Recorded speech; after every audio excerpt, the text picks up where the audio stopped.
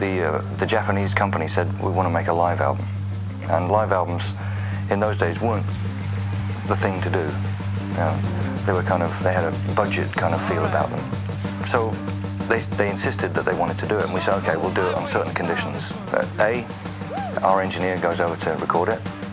That B, we bring the stuff back, we mix it, and if we don't like it, you don't put it out. And C, it only comes out in Japan. And we recorded 3 concerts, 2 in Osaka and 1 in Tokyo. And most of the material from Made in Japan comes from the second night in Osaka. Because the first night, we were on stage like 4 puppets, you know, we're being recorded. But by the second night, we'd kind of relaxed to it.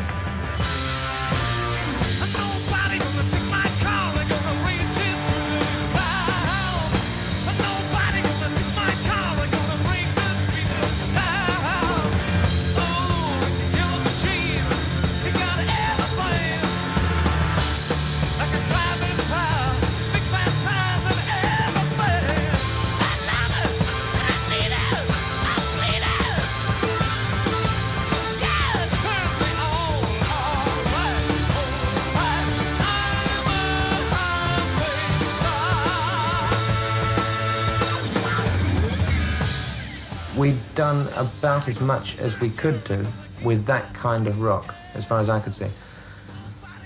My idea was that there was far too much talent in the band for it to remain static. I thought we were compromising ourselves. I thought we were losing our integrity musically. And I thought it was important that we changed slightly our attitude to what we were doing. I'm still very proud of the music we made.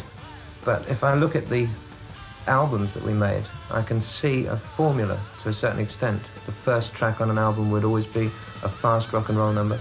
And then it would go through, I mean, I was very pleased with the music. It was good, and I was not in any way ashamed of it. But I felt there was a time to add a new dimension to it, or to adopt a slightly different approach without losing our identity, but just naturally progressing. Otherwise, we'd have faded away. And this is why nobody really wanted to do that, so this is why we left.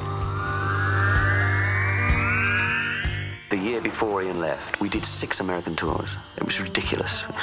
And when Ian did quit, I really thought that was the end of it. And then one of our managers, John Coletta, showed me a copy of Billboard. We had 11 different entries, singles, albums, back albums. It was exploding. And that year, 1973, we were the top album-selling artists in the United States. And he said, you can't stop now. So we just did. We lost our singer and our bass player. I mean, you know, how much more final can that get? He said, replace them. All I want to say to all of you is thank you very much. You did great. Thank you for everything you've given us in Japan. This is the last night, the end. God bless you. Thanks a lot. Good night.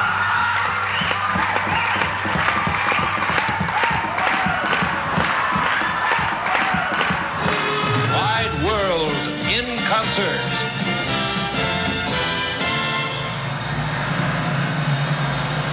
Good evening and welcome to In Concert. Right now we're watching English rock group Deep Purple arrive by private airplane to perform at the California Jam. On April 6th, 200,000 nice people assembled at the Ontario Motor Speedway in Southern California to enjoy each other and the music of 8 fine rock bands. Tonight, In Concert is proud to focus on the stars of the show, Deep Purple. So sit back, relax, enjoy the ride as In Concert takes you to California Jam. Are you all smiling? You look fucking great from here. Really do. Good evening, really nice to be here. I want to just have a couple of words with you before we carry on. Right. You know me, you know Richie, you know Ian Pace, but there's 2 people you don't know. I'd like you to welcome them to California. The guy used to be with Trapeze, bass and vocals, Glenn Hughes. Let's hear it for him. There you go, that's nice. And a guy who's never been to California before, he's loving every minute of it. Make him welcome, David Coverdale. Okay, commercial's over.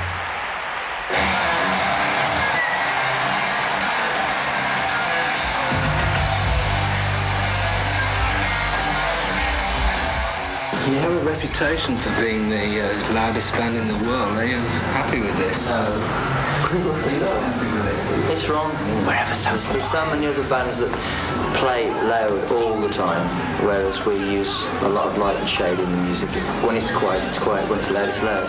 Certainly, we'd like to think of ourselves as a vaguely aggressive band. I mean, we're not that interested in being anything else. In terms of...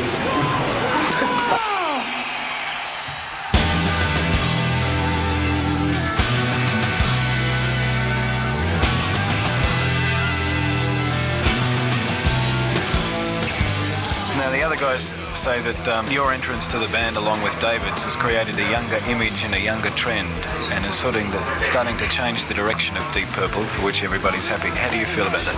I can't disagree. I just get off on playing in the band. You know, we just get off musically. We don't put out this little teeny bopper image, as you'll see, but we do create a lot of energy on stage. Yes, of course it's changing direction because of the new ideas that are in the band. Let's just say at the moment we're halfway around the bend in the change of direction.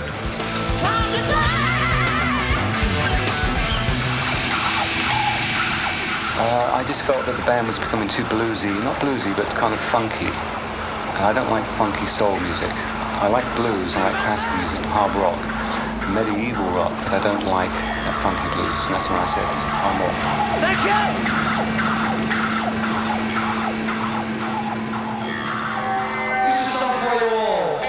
Everybody. A song for everybody. This is a song called You Keep On Moving.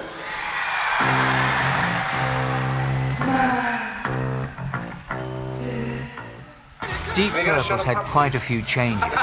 Today's lineup: John Lord, Ian Pace, Tommy Bolin, Glenn Hughes and David Coverdale. We've been really lucky with this set of 5 people, in that it's come together in a matter of a few months, as opposed to like nearly a year for the old bands. So we're all very happy and very confident. We're very proud of the album we've done.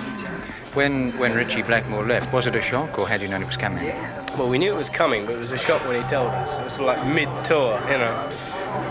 And we'd planned another album at the end of that tour, which was in Europe. And everybody was all like getting into the whole thing and getting quite excited about the way things were going. Then, bang, out of nowhere, it came, I'm off.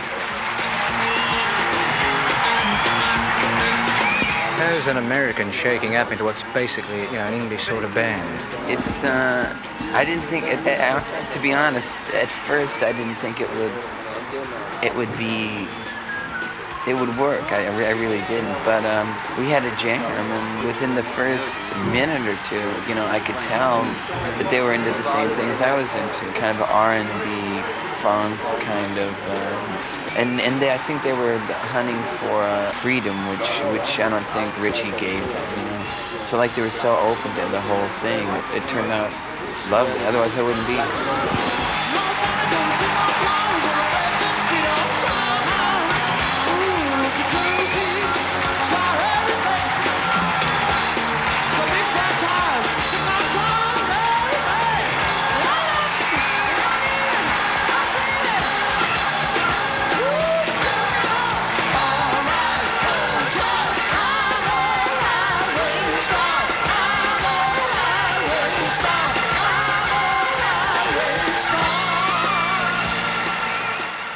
Ian Pace and I had both decided we'd had enough. We came off stage one night.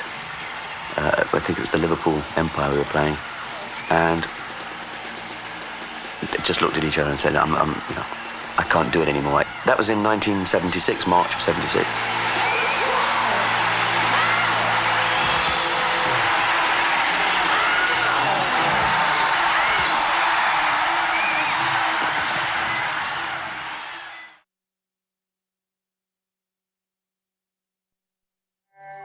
I do a song which Ritchie wrote about 2 years ago, which he's just put down on tape on the new album.